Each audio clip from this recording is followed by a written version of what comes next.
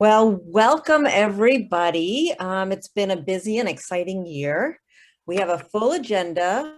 It will end with the business portion of our meeting and the highlights of the year, welcoming new leaders, celebrating Ellie Svensson for her service as a co-chair. We will begin the meeting with our speakers, Nina Kimball and Eleanor Menzen. We will hear from both speakers and have left ample time for questions after both people have presented.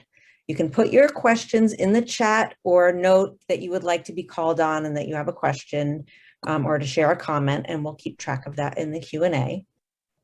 So to start, I'm going to call on one of our founders, Deb Goldberg, and longtime member Maddie Donoff to introduce both of our speakers. Thank you so much. And what I want to just say is that I'm going to introduce a really spectacular person, and then Maddie's going to introduce a really spectacular person, and then they will take over because, believe me, you want to hear from them, not necessarily us. But I am truly delighted to be introducing Nina Kimball. Nina is a founding partner in Kimball Brousseau LLP, which is a boutique employment law firm in Boston. And Nina advises people, individuals, executives, nonprofit organizations, and small businesses. Her practice has really addressed so many issues that affect women in the workplace, including tackling pregnancy discrimination, wage discrimination, glass ceiling issues. She's advised women on wage negotiation and compensation, or what to do when facing gender discrimination or sexual harassment at work. Nina's been an incredible supporter of LGBTQ individuals and has helped battle gender stereotypes while also advising employers and employees on family and medical leave issues. And in fact, if you heard Nina and me just speaking right before we started, we were even discussing some of the issues that are arising around COVID in the workplace, vaccines, and the like, which I have no doubt within a short period of time, Nina will be the person to ask about that. In December 2016, Nina was appointed to serve as a commissioner on the Massachusetts Commission on the Status of Women. And that organization exists to enhance opportunities and equality for women and girls in Massachusetts. And she served as chair for 2 years and is now an emerita commissioner. So if you think that she's not involved, believe me, she is, because I know Nina, and Nina fights for the issues we care about. As co-chair of the Women's Bar Association Pay Equity Task Force, Nina was critical in drafting a comprehensive bill to amend and really make the state's Equal Pay Act, which passed in 2016, have real teeth. And I stood up there along with her and our dear friend Evelyn Murphy and others when we all got a chance to celebrate the passage of that act. Her BA is from Yale and her JD from George Washington University. And although she may not want me to share with you, she was editor-in-chief. She was a woman who was editor-in-chief of the George Washington Law Review. And by the way, that's not easy to achieve. But what really is very important and very relevant to us here, to who we are so focused on supporting women and girls, Nina has devoted her career and her personal life to fighting discrimination in all forms. And I consider her a true partner of mine in breaking down barriers and creating opportunity for women, for girls, and all those who need and deserve our efforts on their behalf. So take it away, Maddie, and then we will hear from these wonderful women speakers. Thank you, Deb. Thank you, Deb. And thank you, Jody. And it is so nice to see so many friends here this evening and some new friends. And we're thrilled that we can be together, albeit virtually. And I look forward to our opening meeting in the fall when we can all come together. It's my pleasure right now to introduce our second speaker, Dr. Eleanor Menzin. Eleanor is a primary care pediatrician and the managing partner at Longwood Pediatrics in Boston. She's an active staff member in the Department of Pediatrics at Boston Children's Hospital and an instructor at Harvard Medical School. In addition to her clinical and administrative roles, she's active in medical student and resident education. A lifelong Bostonian, Dr. Menzin is also a Colombian by marriage and the proud mother of 3 children ranging in age from teen to young adults. She's passionate about building pediatric medical homes that care for the entire patient and family through young adulthood. Dr. Menzin has a particular interest in adolescent mental health. In addition to clinical, administrative, and teaching roles, she also serves as the site principal investigator for a Boston Children's Hospital study on teen substance abuse. Dr. Menzin received her AB from Harvard College, her medical degree from the University of Pennsylvania, and she completed her pediatric residency at Boston Children's Hospital. It's really my honor and pleasure to welcome Dr. Menzin, and I believe we are going to start first by hearing from Nina. Thank you. Thank you, Treasurer Goldberg, Deb, for that wonderful introduction. And thank you to the Miriam Fund for inviting me to speak to you today about an issue that I am very passionate about, the economic impact of women.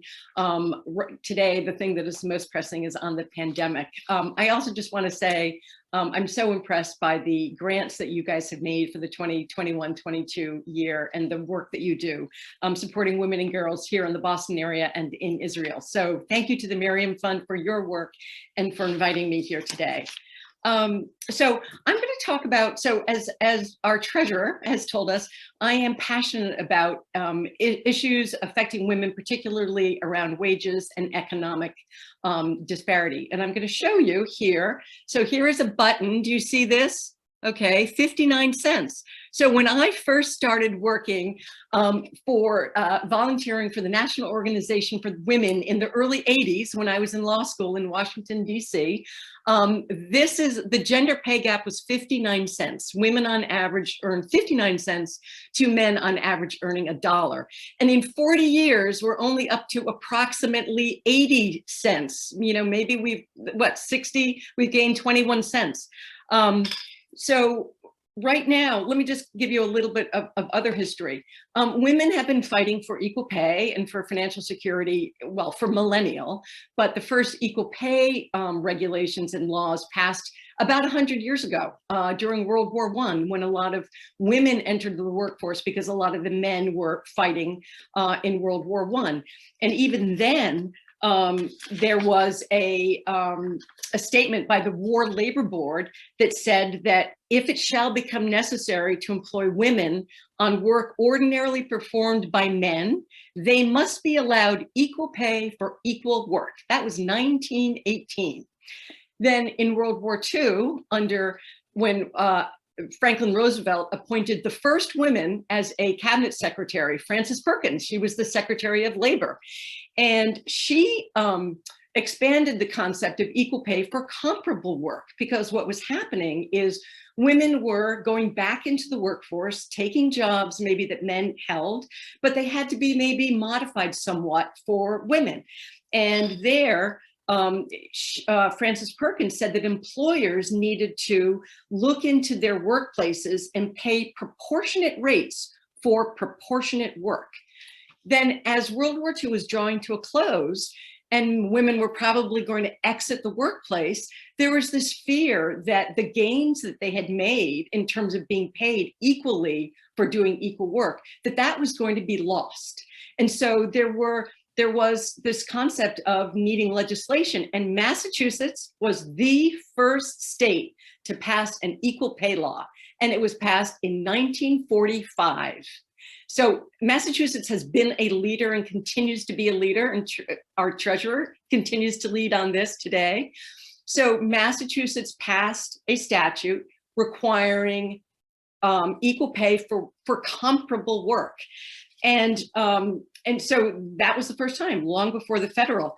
But then in 2016, I did work on being one of the early drafters and authors of a law to amend our statute to make it much more effective and efficient. And yet, here we are today. There is a big gender wage gap, but there is also a racial wage gap. And the pandemic has definitely exacerbated wage gaps, both racial and gender wage gaps that existed before. And if you look at some of the statistics right now, we've all seen that women, and particularly women of color, have been disproportionately impacted by the pandemic and have lost more jobs. Either they are out of the workforce or they've lost more jobs than men have lost, and particularly women of color. And I'm going to give you just some of the statistics. So over the first 10 months of the pandemic, so from up through December, women, particularly women of color, lost more jobs. In December 2020, women had lost a net of 5.4 million jobs, nearly 1 million more than men. And in December 2020, what they saw is that all of the job losses were accounted for by Black, Hispanic, and Asian women. 154,000 Black women had dropped out of the labor force entirely. And then if you're looking at between February 2020, prior to the pandemic, and February 2021, there were 2.3 million women had left the workforce compared to 1.8 million men. So that's a 500,000 more. This happened, we were seeing this sort of over and over again, more women leaving the workforce entirely, so losing jobs. And what they're seeing is that the exodus from the workforce is primarily due to the closure of childcare centers, the closure of schools, and children being home, and women were being forced to choose between childcare and family care responsibilities and their jobs. And this led to Dr. C. Nicole Mason dubbing this the first ever she session. So let me give you just some more statistics now. So back in April of 2020, which was sort of after a couple of months at the beginning, the whole unemployment rate was 14.7%. Black women's unemployment was 16.9%, and Latina women's unemployment 20.2%. So that's even higher. And even in January of 2021, while the unemployment rate was down to 6.3%, both Black women and Latina women were higher rates, 8.5 and 8.8%. And this may be due to the types of jobs that were being lost, lower wage jobs, jobs in retail, jobs in food service, other jobs that were, already didn't provide as much economic stability and were some of the ones that were first to go. So when women are affected economically, it means that families are affected. And then here what we are seeing also, so women have more responsibility for childcare and family care.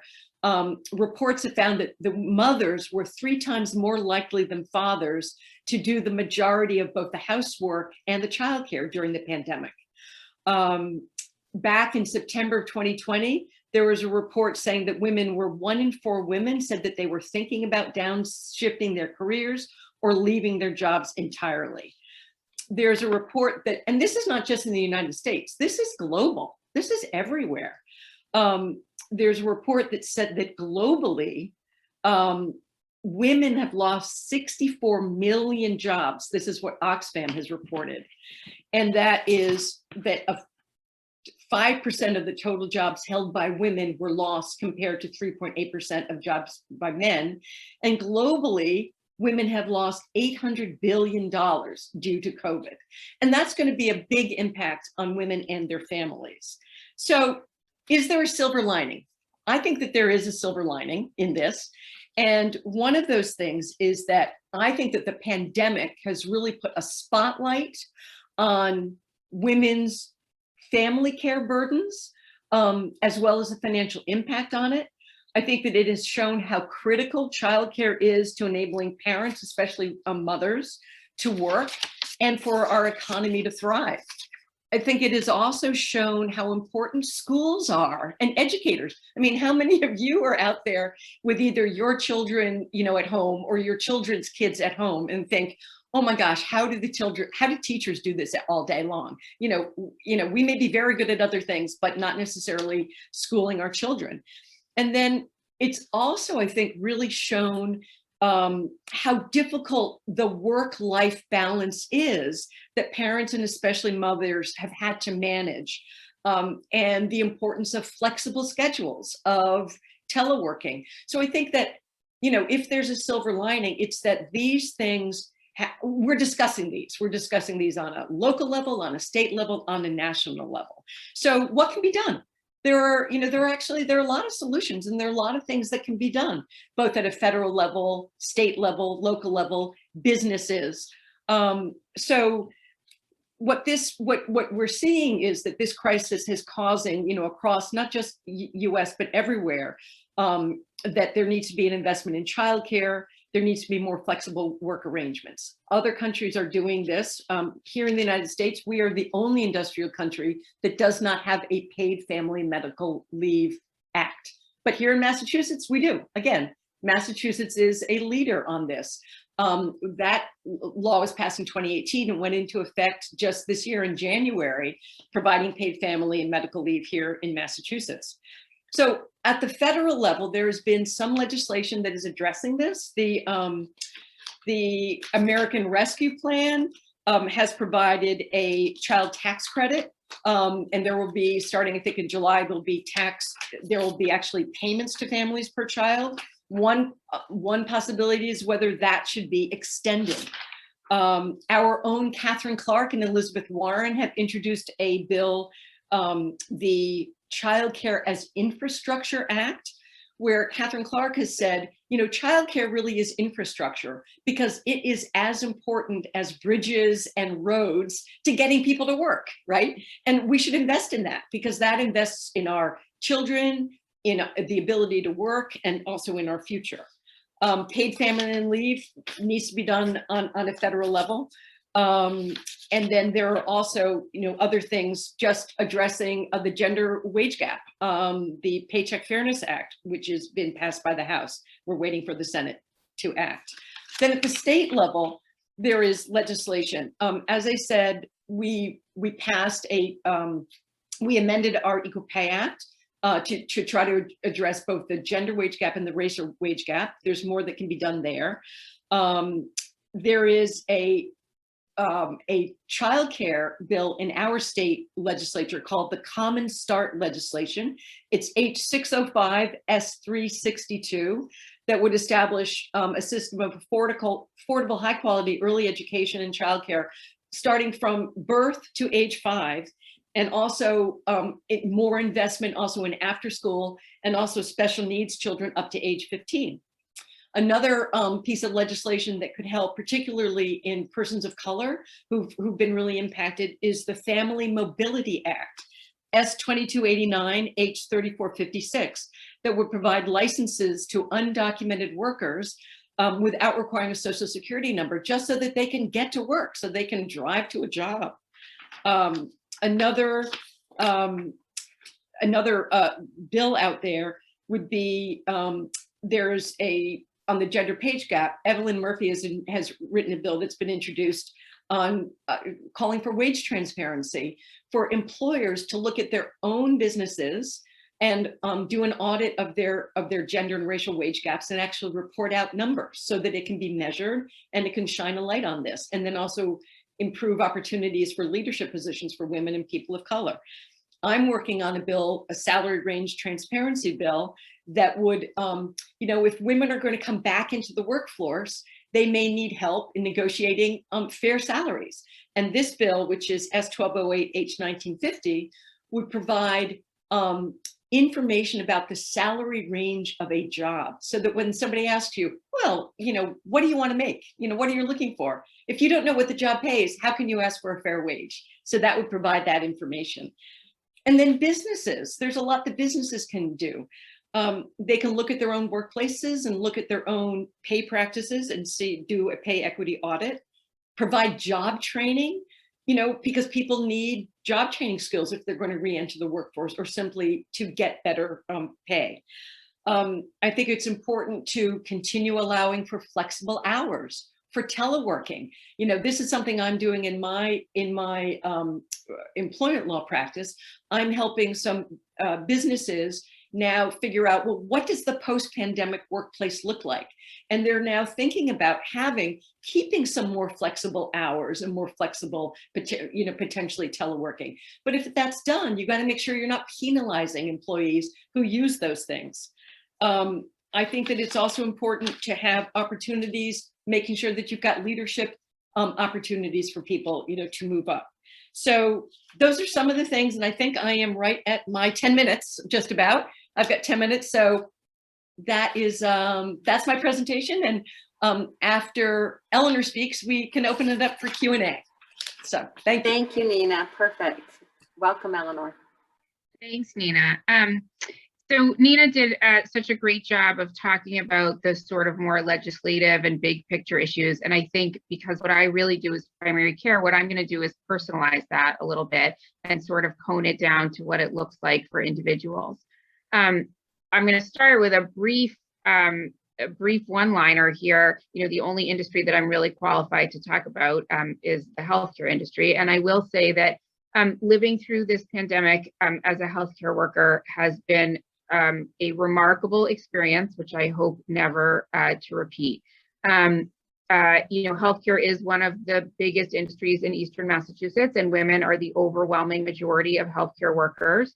And I think it has been stressful in a way that most of us could not ever have anticipated. It's a little bit like, I think of it as sort of snow day meets the HIV/AIDS epidemic. So when you're a healthcare worker, one of the sort of unfortunate things about a snow day is there are no snow days, right? So when everybody else is home with their kids and like making hot chocolate, you're shoveling the driveway because the patients are still coming. And so there certainly was that aspect of driving to work every day in empty streets, the only person going in. And I think I trained at the very beginning of the HIV/AIDS epidemic, where going to work really meant confronting your own mortality on a daily basis. And that was 100% true, particularly in the early days of this pandemic, when you walked into rooms with people who had COVID or almost certainly had COVID, and you were all gowned and gloved and, changing your clothing before you came home to your family. And I think particularly for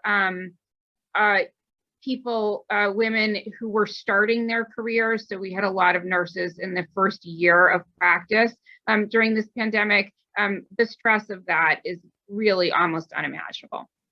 And then we have patients to take care of. And so I think the easiest way for me to explain this is to sort of go through the way I go through at a well child or adolescent visit, sort of all the things that are part of people's lives and how the pandemic has affected them. I really am a pediatrician. And so for the purposes of this whole conversation, when I say adolescent or young adult, I really mean 25 and under. Turns out that pediatricians really should, I think, take care of everybody under 22, and 20-year-olds are more like 19-year-olds than they are like 40-year-olds, both medically and psychologically.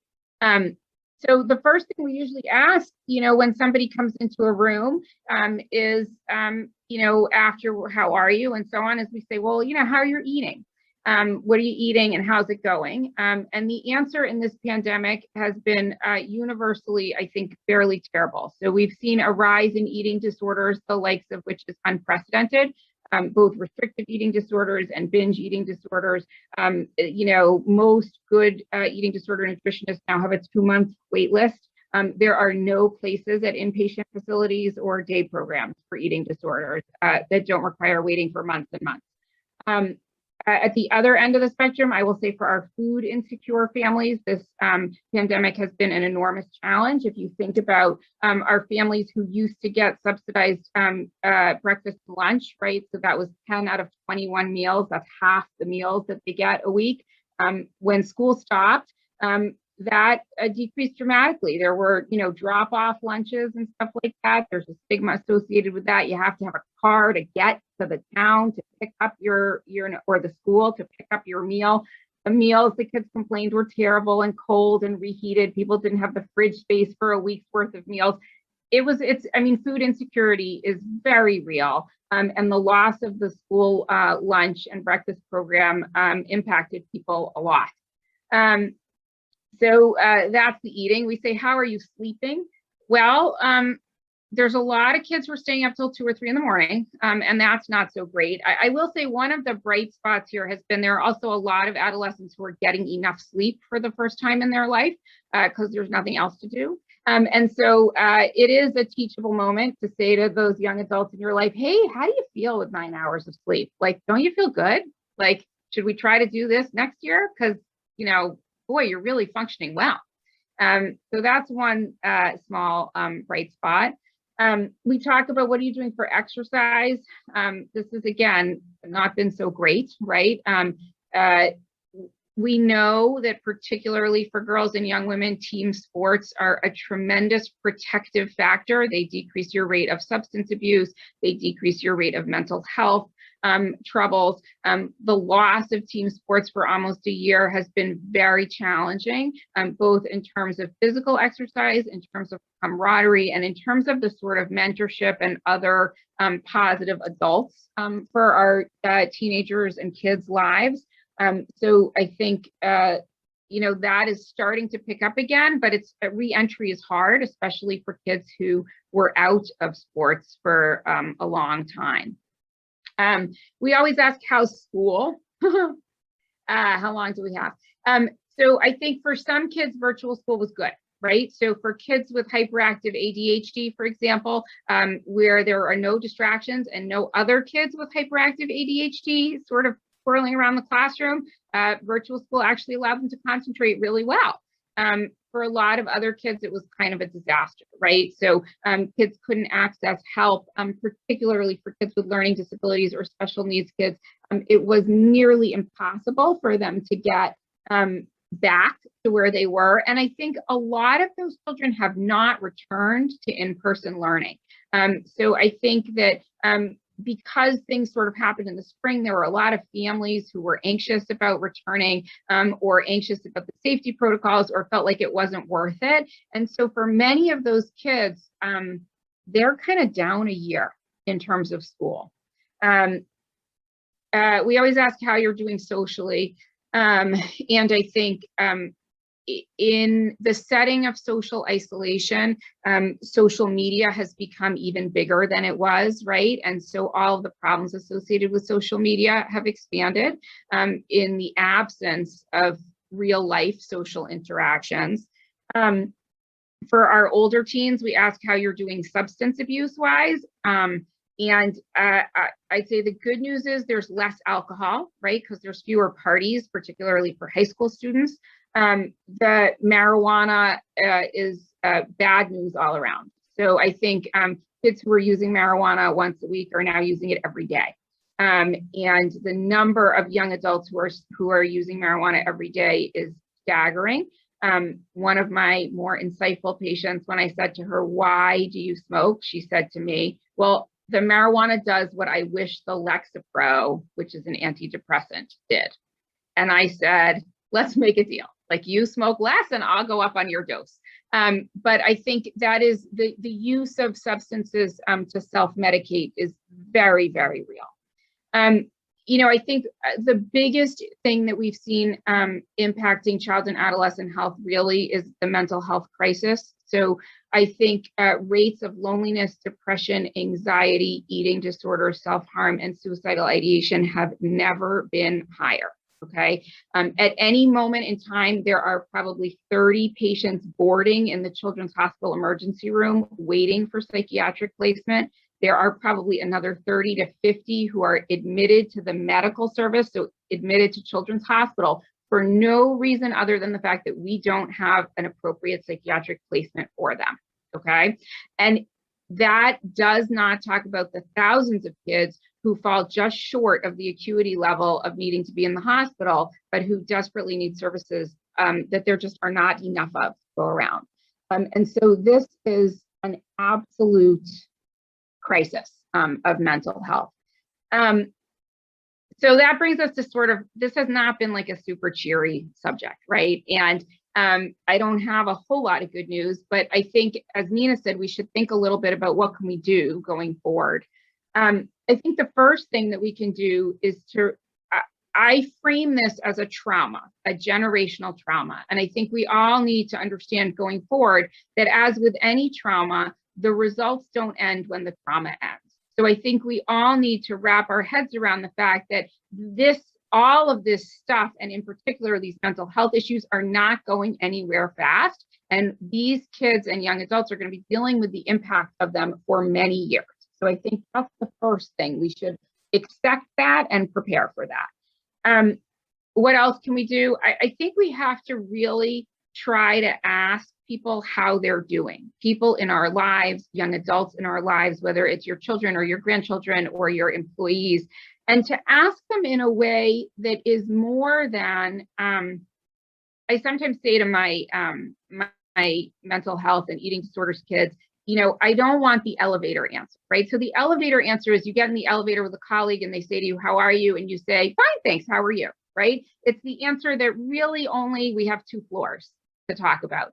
And that's not what we want, right? So if we're going to get to this, to the bottom of this, and help people in our community, we have to be able to get more than the elevator answer. We have to ask, how are you, in a way that they can connect to. How do you do that? Well, I think partly you start by disclosing some of your own stuff, right? This has been hard for me, or what I've struggled with, that almost always invites confession. And I think we ask more specifically, right? So, you know, how are you doing is going to get you the elevator answer. Whatever happened with that, you know, course you were taking, whatever happened with that, you know, boy that you went out with, those are different questions that are more likely to sort of pull the thread of what's really going on with somebody. And I think those connections are how we're going to figure out what's happening, and sort of helping people to access their services, encouraging people to speak to their doctors and get help. And also normalizing for a lot of our young people that this is terrible, you're very unhappy, this has been a miserable year, and we hear that. And I think we really need to normalize that for our patients. And then I think the last thing I'm going to say is, you know, because I really am a pediatrician, is the part of the way out of this is through vaccination. And so there's interesting data to suggest that the group most likely to convince other people to get vaccinated is vaccinated women. Okay. And so if you're here, you have some degree of privilege, some degree of education, some degree of access to healthcare that many people in your world may not have.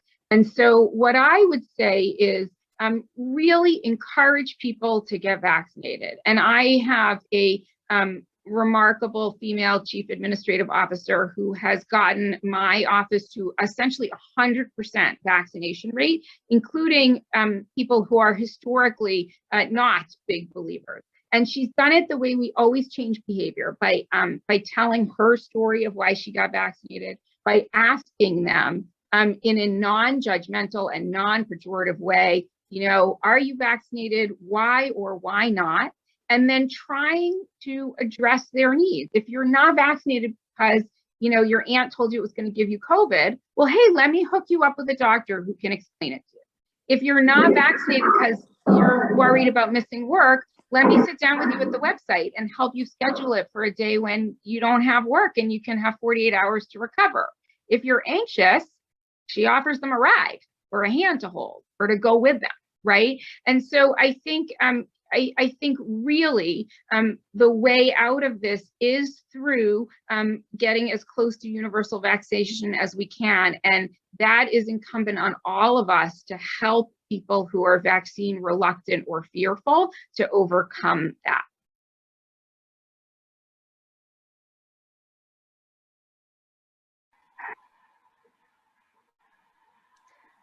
Thank Thank you you. so much, Emma. Thank you so, so much, Nina and Eleanor, for sharing your wisdom with us. Really informative evening to help us understand what we've all been through this year and what's coming.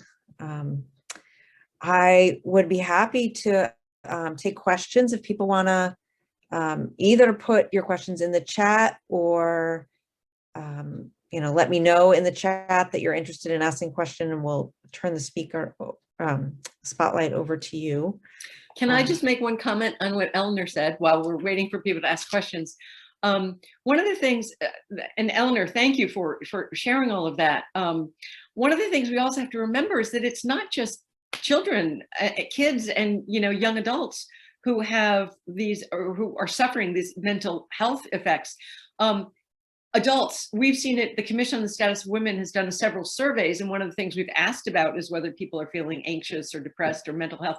So it's everywhere, and so this is a crisis that we all have to understand. And so even in an employment setting, it's everyone. So this is something, just understanding the mental health needs and trying to figure out how to address those. That overlaps with everything. It does feel like the anxiety level in general and the whole culture has just gone up a notch and become a new normal level across the board.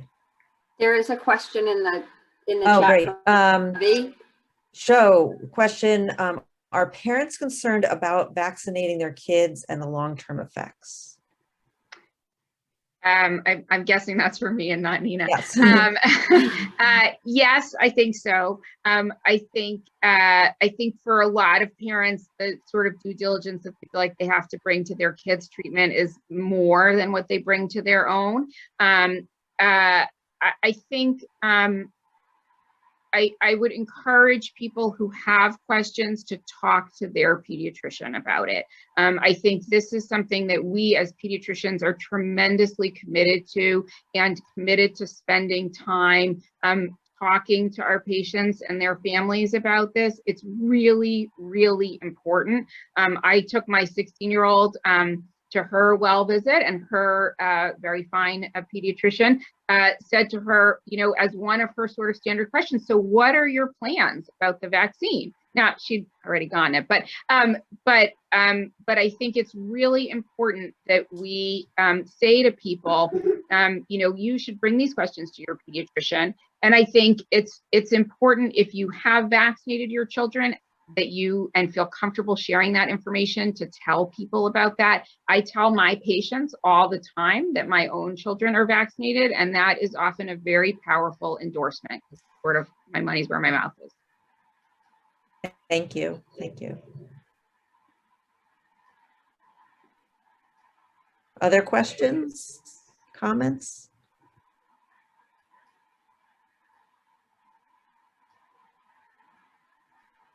Nancy, do you have your hand up?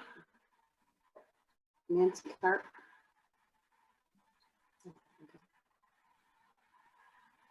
I had a question.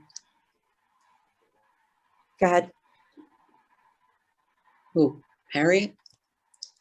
Yeah. Okay, I have a question since no one's saying anything. Okay, no, we can't see everybody. We Harriet, can't see everyone. Oh, how should we ask then? Go ahead, Harriet. It is Harriet. Go ahead. Okay.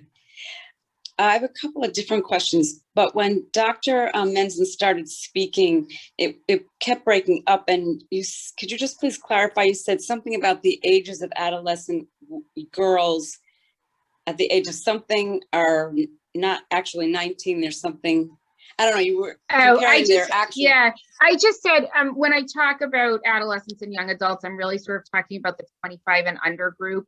I think most college students belong, medical care should probably be with their pediatrician, and most 24-year-olds are more like 19-year-olds medically and psychologically than they are like 40 or 50-year-olds. And addressing what you said to the patient regarding she preferred to increase her usage of marijuana, and your bargain was to increase the Lexapro. given the enormous increase, now granted Lexapro is not an opioid, but given the increased opioid addiction in this country, what is the downside? I'm not pro marijuana, because when my kids were in high school, I was like so against it, and I was against when it became legal. But now in retrospect, I'm wondering what is the downside if they're using marijuana every day, if they don't have to smoke it, if they could use it in another way? Because to my understanding is Lexapro in adolescents and younger children can have an increased risk of suicide, not to mention you're kind of giving them the message, well, it's okay to be taking, prescription drugs. You can still get addicted to prescription drugs. So if you could just address a little. Sure, I'd be happy to. So there's a lot of stuff embedded in there. And this is probably too much I'm not going to put you to, I'm not going to give a whole psychopharmacology talk. So you can all relax about that. So what I would say is this, opioids. So the medicines that we're talking about using in children, adolescents, and young adults for anxiety and depression are mostly what are called SSRIs or SNRIs. I get that. They are not addictive in any definition of the term. And so I think they are really not related in any way to opioids or the opioid epidemic.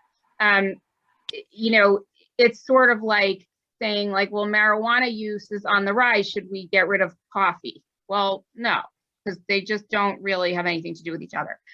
The answer to why I would prefer somebody to be on an SSRI than marijuana is several-fold. And it's a good question, and it's a harder question now that marijuana is legal. So one, pharmacology drugs like SSRIs are regulated in a way that street marijuana simply is not, right? When you take a tablet of Lexapro, you know that it has exactly 20 milligrams of Lexapro in it. When you smoke a joint, or you don't know how much THC is in there, right? And there is sometimes other bad stuff in there. So that's one. Two, there are many, many good studies showing the safety and efficacy of SSRIs, and there are not the same degree of data showing that marijuana is useful for treating anxiety and depression. There are some small studies, they are very iffy, and it is not the kind of robust data that we have for SSRIs and those kinds of drugs. So that's two. And three is that there are tremendous downsides to marijuana. So THC in marijuana is stored in the fat cells. The majority of fat cells are in the nerve cells that line your brain. And that THC stays in your brain for at least 10 years. And so particularly for young, still developing brains, we think that it's quite risky to sort of bathe your neurons in THC. And then the fourth, really is the addictive quality, which is that marijuana is addictive, and Lexapro and Prozac are not. Is there a small increased risk of suicidality with some of these medicines? Yes, and that's why they should be prescribed by providers who are comfortable with them, who are monitoring for symptoms and seeing their patients frequently. But I think in the right hands, they are much more efficacious and much safer than marijuana. I think that's amazing, Eleanor. And there's a couple of things I want to make sure we get to. So, Thank you. Thanks so much. For young women graduating college and entering the in COVID, I think their careers will be affected long term. Oh, so are young women, right now, are their careers going to be affected long term? Potentially, yes. I think certainly what I am reading is that the women dropping out of the workforce right now. So whether you're young or whether you are older and you've dropped out of the workforce, that can have very long-term consequences. Because what's happening is, let's say if you're just entering the workforce, you should be getting sort of in like a training kind of a job that leads to another job. What your starting salaries are, all of that sort of has it can contribute to a career opportunities that build on other ones. So anytime that there is this kind of the lack of opportunities, it absolutely can affect it. And I think that what it means is that like either employers have to be intentional, or maybe governments have to be intentional about training opportunities, or not penalizing people who have a gap on their resume, which could be either, you know, parents, mothers particularly, who might have to take time off, or somebody who's coming, you know, out of college. So yes, that is something to think about. You know, there's a stigma. There's mental health as a stigma. Losing a job and a gap on your resume is a stigma, as well as, you know, what you're losing. Thank you. We have one final question, and then we're gonna move on to our breakout room. So our last question is about that most pediatricians or primary care physicians don't have strong mental health training or backgrounds. And the question is wondering what is the best way for people to engage with their PCPs or pediatricians on the mental health questions? I think it's true that there's a variety in the comfort level. I think the best thing to do is to have an honest conversation. You may, I think, be surprised if you've never brought a mental health issue to your pediatrician. You may not think that they're facile with it. But pediatrics has always been about 30% psychiatry and development. It's now about 70%. So we've had to sort of up our game here. But I think there are resources available both to pediatricians and to families if, through community mental health centers and so on. And so if you're not getting the right answer from your pediatrician with a little pushing, then you should look at other community resources. Thank you. Thank you both, Nina and Eleanor, for sharing so much wisdom with us tonight about women and teens and kids, COVID issues. It's been really informative. So thank you very much. Well, thank you. Thank you Thanks for having me. We are going to go to breakout rooms, and Alex is going to post some questions. We're going to continue a little bit about the conversation that you both led, Eleanor and Nina, if you want to stay and join in breakout rooms. And then we'll be back for Jody and the business meeting. All right, welcome back, everybody. Back from the breakout rooms, and we're going to transition now to the business part of our meeting. So we have given out, are we showing the slide? We do that? Yep, thank you. One sec. Okay, this is a slide of the grant making that we've done this year. We've had a very exciting year of grant making. We gave out a total of $375,000, which includes a $25,000 grant to be granted this fall in an off-cycle grant related to COVID. And will be determined that COVID off-cycle grant will be determined by a task force, which is yet to be developed. So that will be an opportunity for people coming.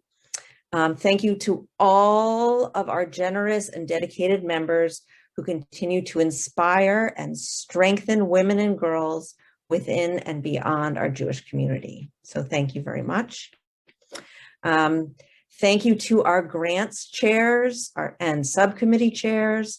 Also a big thank you to our COVID task force members, our LOI readers, and grant readers. And thank you to the task force members who are still working on their missions to include including the fund operations, evaluation and impact, and membership and development committee. And our last slide here, the Miriam Fund has had a very busy and productive year.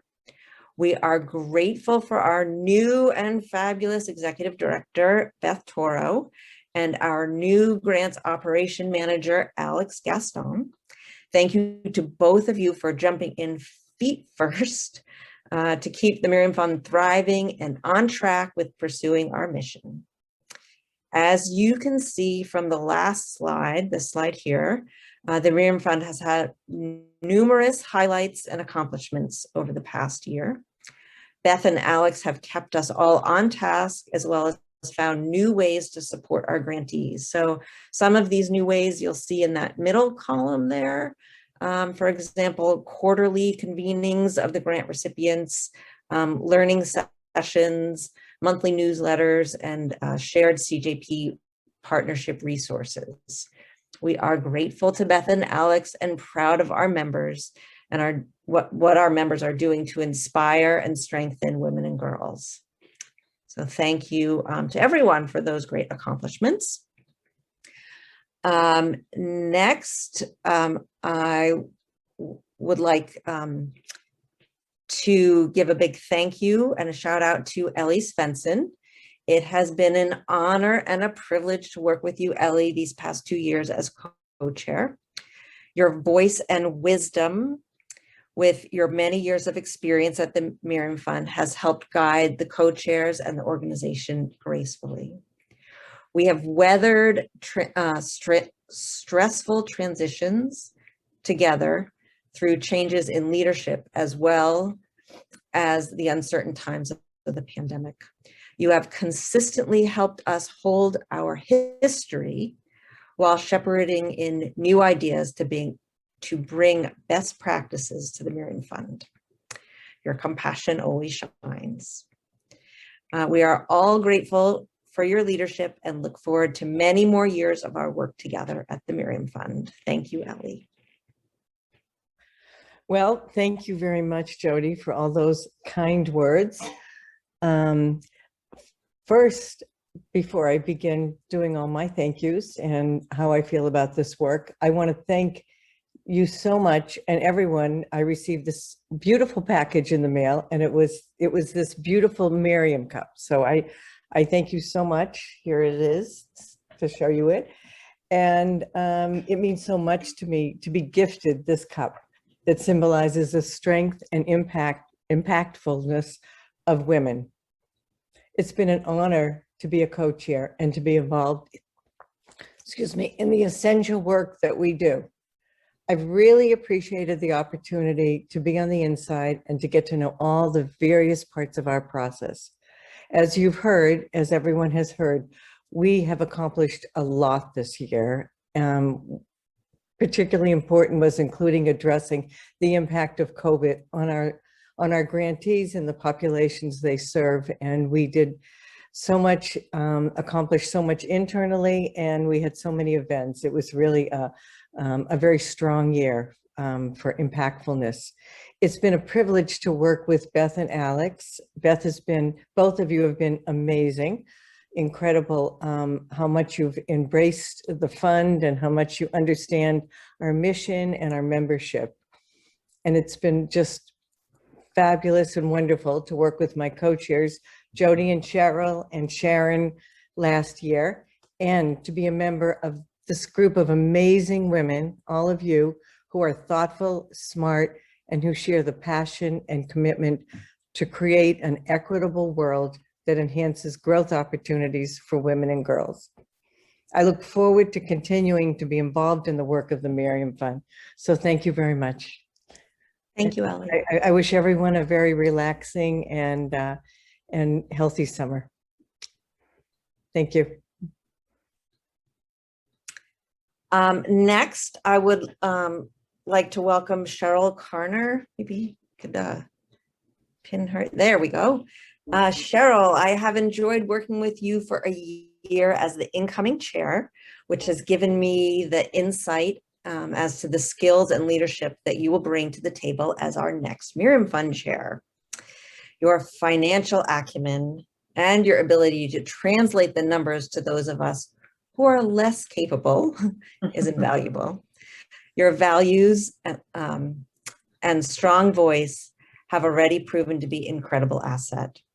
I am constantly learning from you, and I greatly appreciate your collaborative style.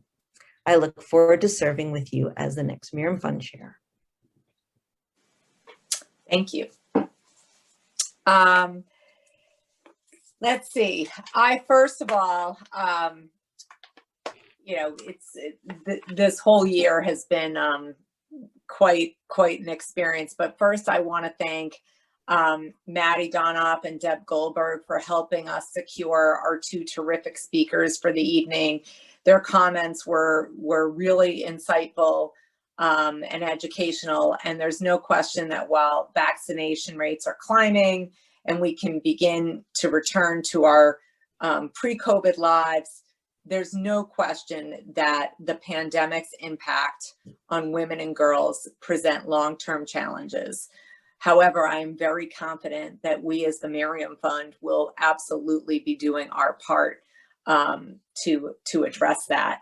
I also want to acknowledge how much we have accomplished this year in an extraordinary and unprecedented circumstances. And I won't go through the laundry list of everything because everyone's already seen it on the screen.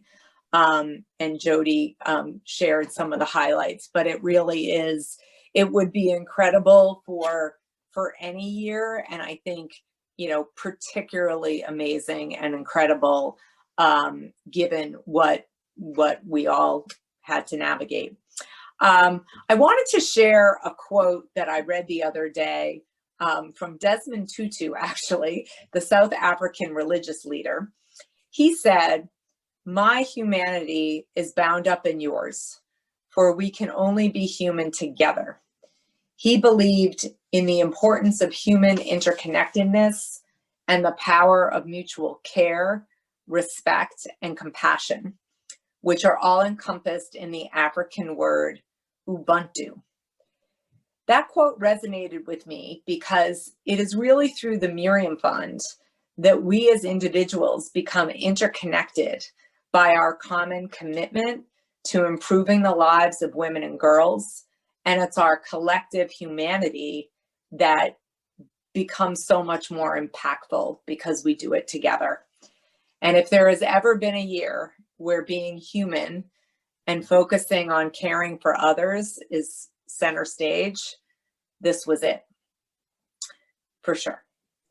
And lastly, to the year ahead, Jody did mention that there are various work streams that we'll be tackling over the summer.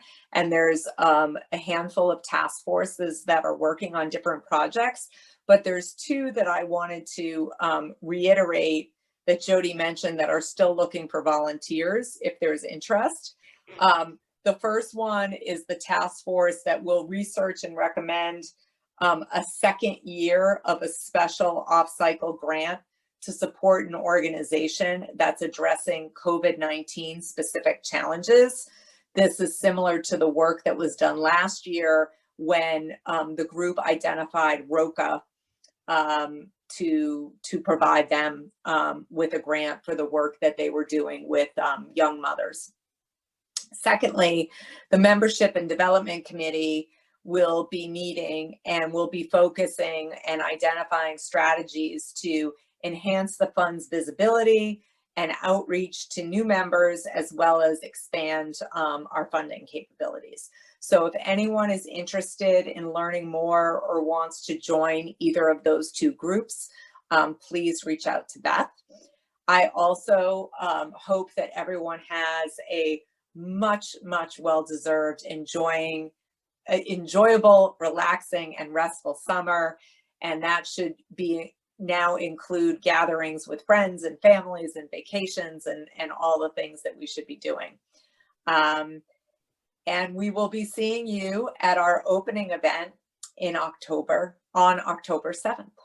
So thank you, and very much looking forward to the year ahead, and privileged and honored to be in this role. Thank you. Thank you, Sheryl. And next, I would like to introduce to everyone our incoming Miriam Fund Chair, Reeva Fishman. Hi there, Reeva. So Reeva has been a member of the Miriam Fund for, I don't know, several years at least. She has co-chaired the secular subcommittee, and this past year she was one of the grant co-chairs. Additionally, Reeva has extensive philanthropy experience as a member of the CJP Board of Directors, sitting on the Commission of Strategic Priorities, the Caring and Social Justice Advisory Council, the COVID-19 Emergency Task Force, and the CJP Equity Task Force. So I'm very excited to add you to our leadership, Reeva, and I want to invite you to just say a quick hello. I just want to thank you all and recognize that I'm thrilled to take on this new role. It enables me to continue to evangelize for the Miriam Fund, which I've always done. And it just further allows me to continue building support for the investment in girls and women, both locally and in Israel. So thank you all so much. Thank you, Reeva. We're excited to have you on board. And then I think our last thing in the evening, before we switch off to just staying on and schmoozing, is a closing from Sheryl. You did that already. Okay. did that. Thank you. So I just want to thank everybody. This has been quite a year, I think, for all of us, and navigating this virtual world has, we've all learned a lot, let's say it that way. So thank you to every single member and to all of our inspiring speakers for being part of this great organization. And I hope everyone will stay on and have a more informal chat.